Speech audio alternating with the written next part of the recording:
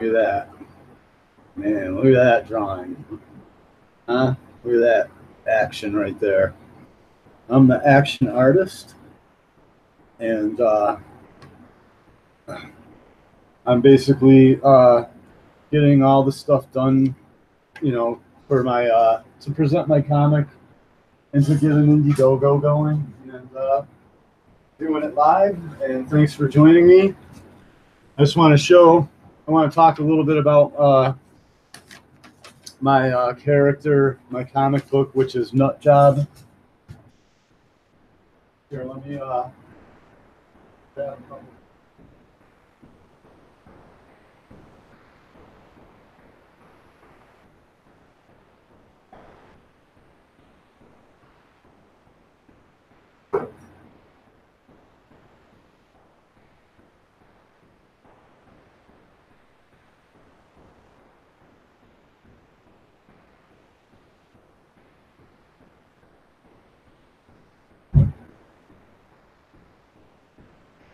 So yes, I'm the creator of the comic book Nutjob, and I'm just trying to grab some stuff and get it together. Here, basically. This isn't done like that.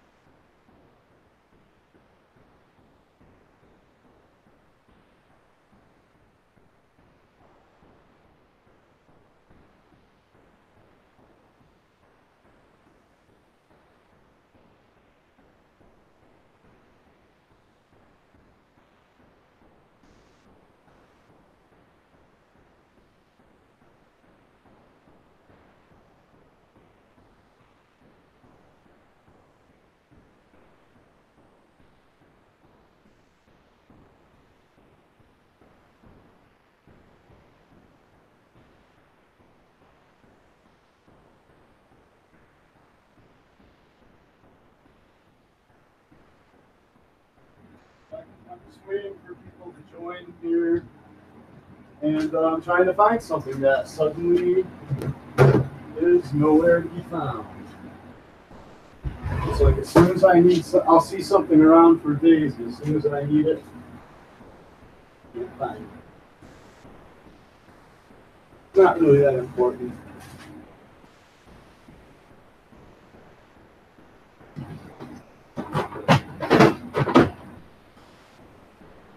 Here it is, right here. I found it. So, anyway, I'm the creator of Nutjob. This is my little black and white ash can magazine right here that I started a while ago. As you can see, this is my early artwork right here. There's some of it. He's jumping over a wall. I did all that myself. It's all inked and penciled by me. Moi. You know, here's like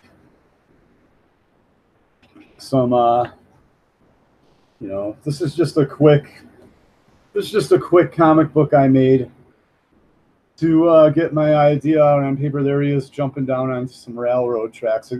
It's very small. I'm redoing this whole comic book. And as you can see here, here's an angel that I have to get this guy.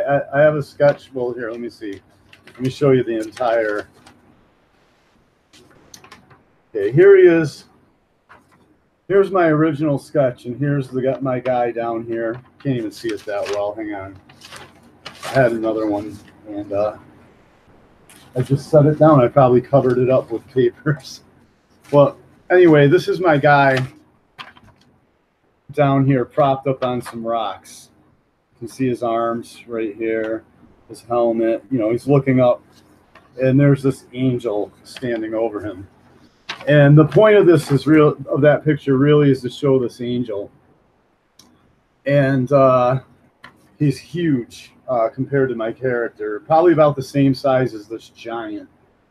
Here's my character fighting a giant. So what I'm doing is basically I'm redoing the first 5 pages of this comic book right here. There's a cool page right there of my character. He's wearing street clothes right there and a ball cap to kind of hide his identity. But yeah, it's a pretty cool little zine. You can read right through it.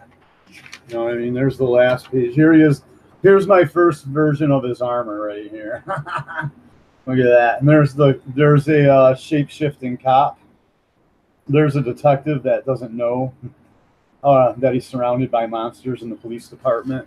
He's like a good guy. He's a Christian. He's protected. You know, he believes in God. He's protected. He's like a Catholic. He's not a Christian. He's like a Catholic, but he's a good Catholic. And yeah, so here's the point where this angel comes in here. Let me see if I can. Oh, here it is. Here it is. Here I have my character taped to this page because I had a drawing there and I didn't like it. So I drew him separately and then taped him onto the page. What I should do now is take this off, tape it onto this page. So there we go. So he encounters this angel who's just, you know, his wings are enveloping him. He's got a sword on his back. I'm gonna give him some kind of armor. He's got like a headband. You know what I mean? He's got his hands up in front of his face. He's like, you know what I mean? That kind of a pose. And then he's got, basically, he just got done saving the character from like, you know, a huge werewolf, like a demon, basically. Where's that page? Here I am. So,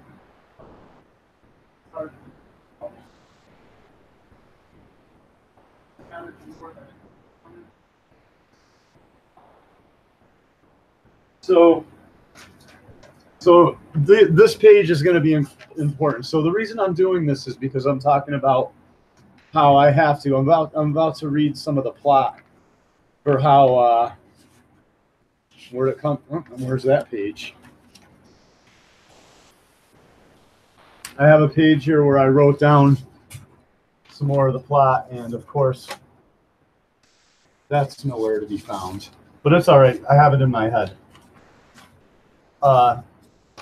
It was only a few paragraphs. So, oh wait, here's this. No, that's something else. Oh, hang on one second. Let me see if I can find it, just so I don't have to.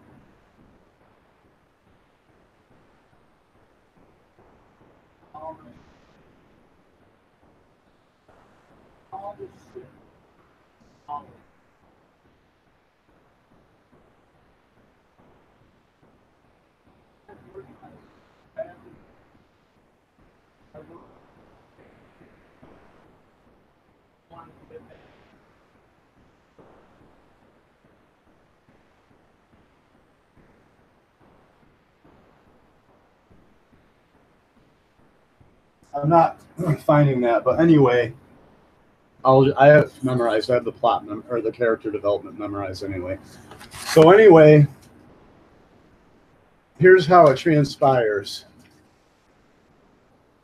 In the around page 5 or so, page 4, page 5, Nutjob gets in a fight with a corrupt police officer.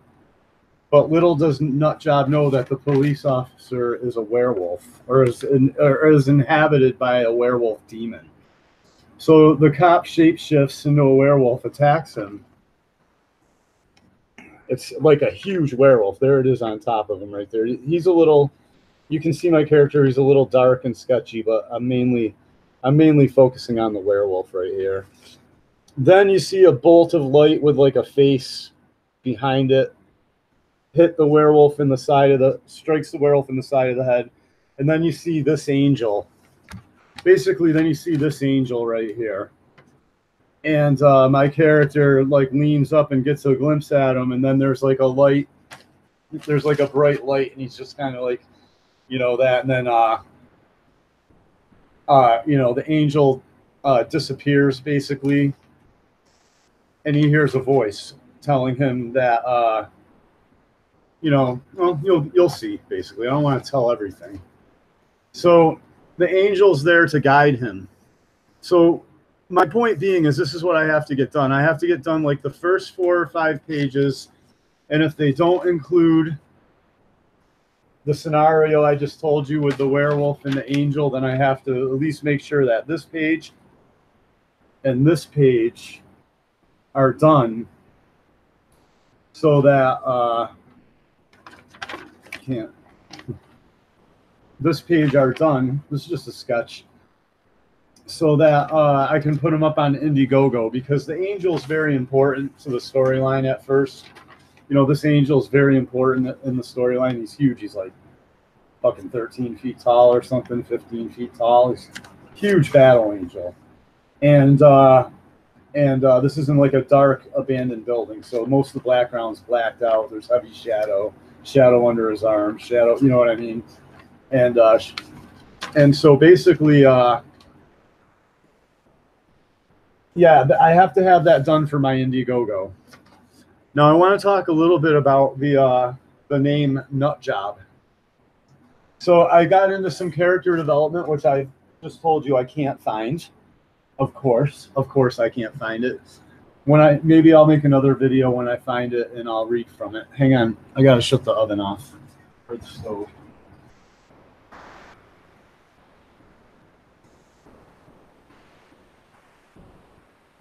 So anyway, the character development that I came up with is my character starts out, you see him in high school. He's poor, he's not popular, kind of like Peter Parker, but he doesn't have spider powers. And he's got a crush on this popular girl. His class kind of gets together, pulls a prank on him to embarrass him in front of everybody. And you know, she acts like she likes him. It's the old like bait and switch. She acts like she likes him, then he gets up the gumption to ask her out, and then she laughs at him in front of everybody. Is like, no way, ew, you know what I mean? So that's, as if that's not bad enough, right? He then finds out that like she's basically banging the whole football team. So then he's just kind of like, oh God, you know, it's like, I'm glad that you know, he realizes that she's like nasty, basically. She's a skank.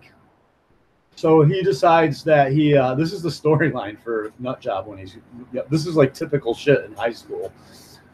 So he just kind of forgets about it, but then the quarterback decides to, you know, basically do something messed up to him in the cafeteria, like either trips him or whatever. I haven't decided what, or you know, basically gets food all over him somehow, you know, and you know, I'll figure out how that all goes down. And anyway, so Nutjob's had about enough, and he's not the biggest guy. I'm gonna do a sketch of that, of him standing. He's like, it's like him from behind, and you see like the whole football team in the cafeteria with the quarterback. And so Nutjob's about sick of this, and one thing that he has had is a veteran father that taught him how to kick ass.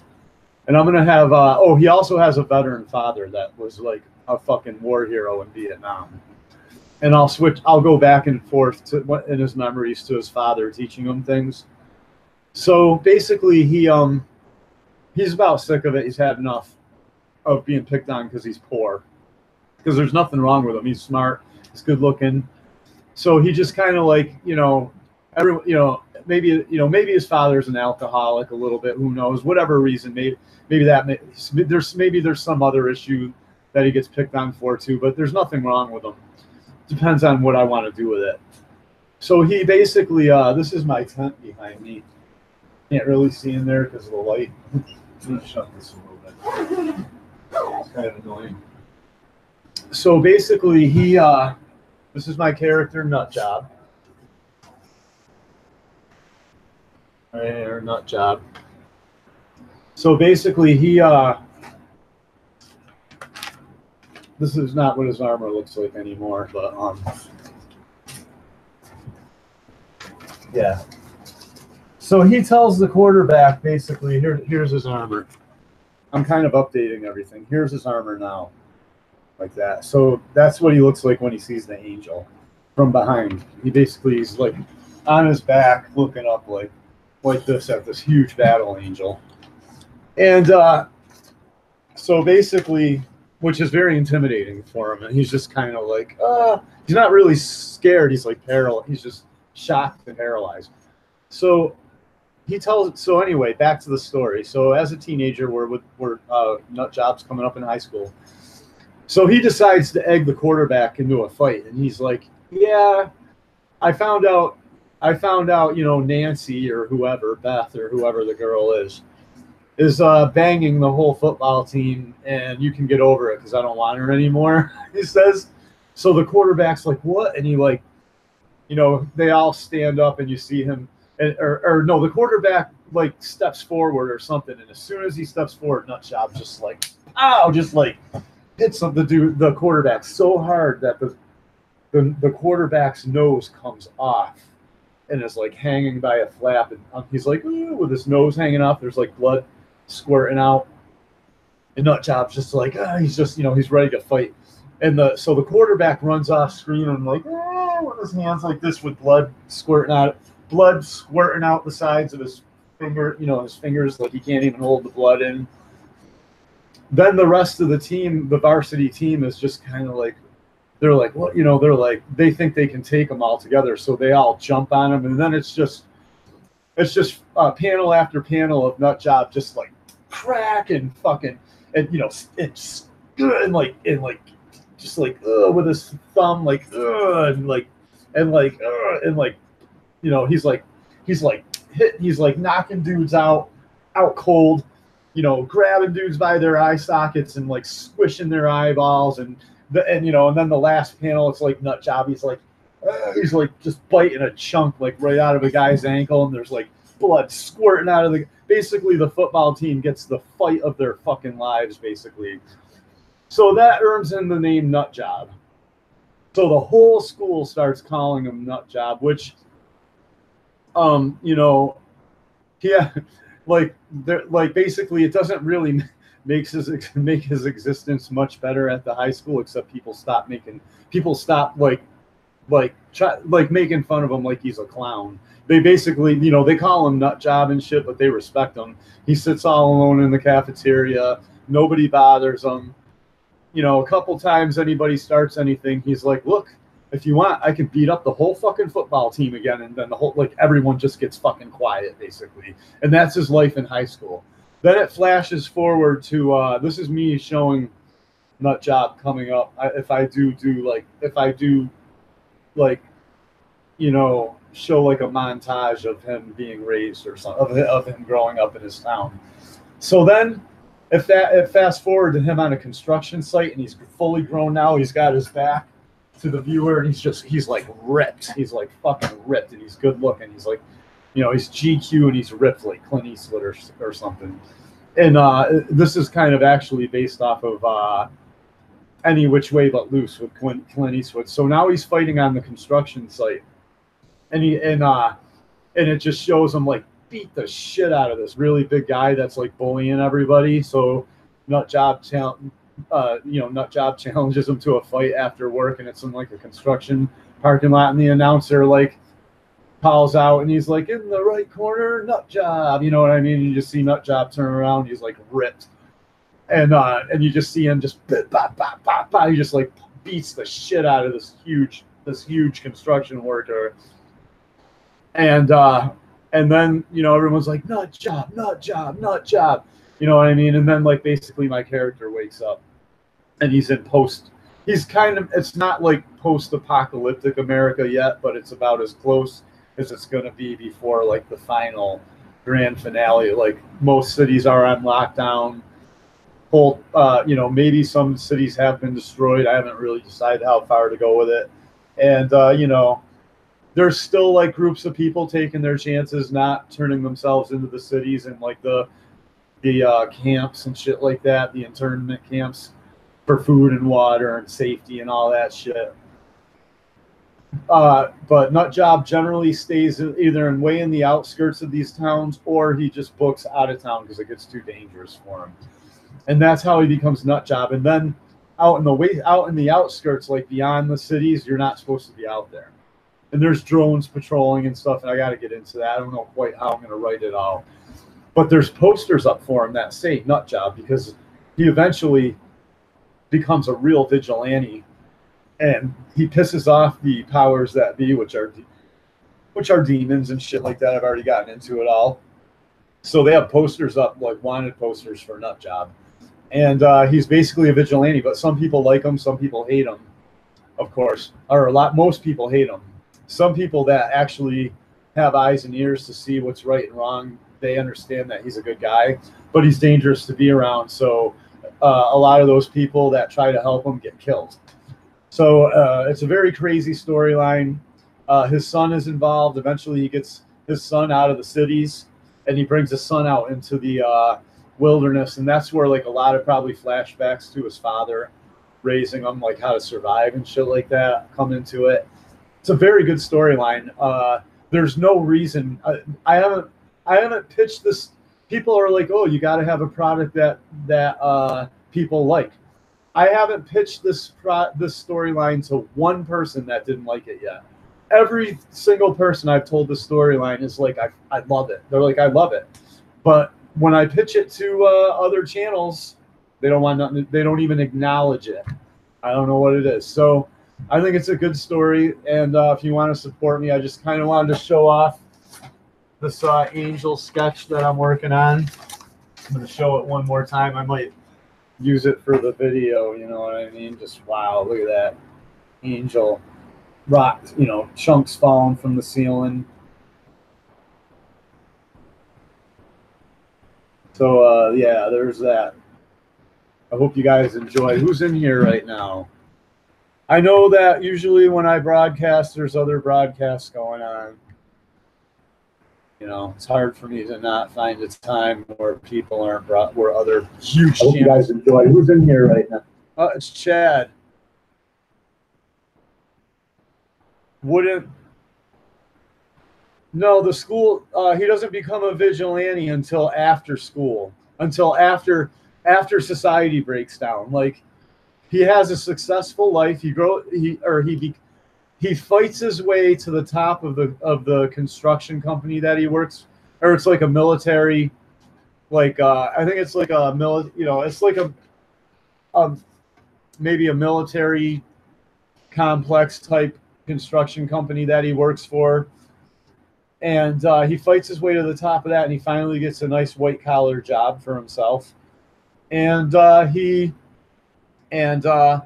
then that's when he starts, you know, doing some, you know, he's a very perceptive person, and he starts noticing some things that aren't right, and he does some, you know, he starts nosing around, and he finds out that his company's doing horrible shit, just like all the other big corporations, and so he gets, they realize that he's onto them. So they head him off at the pass, and he gets framed, and and his wife divorces him and joins in on it too, and he loses everything and goes to prison, gets out of prison, can't find work, and becomes a complete pauper, squatting in abandoned buildings. So he's like, fuck this shit. He's like, there's no justice in this country anymore. That's when he really realizes there's absolutely no justice. Especially for men, and so he basically, builds armor and becomes a vigilante because he wants to start fighting back against the corruption. And that leads him, and then he just goes down a serious rabbit hole. And then he has to like leave town and go out into the outskirts because it just gets way too dangerous in the cities, because any cop that sees him will kill him on sight, basically. And so that's how that works out, because the police are all in on it too. It's a really crazy, or most of the authorities and people and powers that be are corrupt in my comic book. And there's a few decent people here and there, which is how I suspect it is really right now. In reality, I think evil way outweighs good in our society right now. And that includes the useful idiots that don't know they're evil but are working on behalf of the evil people just to put dinner on their tables. Because I consider that evil. If you just follow orders to put dinner on your table and you don't care who you're hurting or what the truth is in the process, then you're pretty much evil in my book. And so there's a lot of useful idiots. There's a guy that thinks he's good. Yeah, I think then I'd have to go really far into the future, Chad. But I could make the city look like,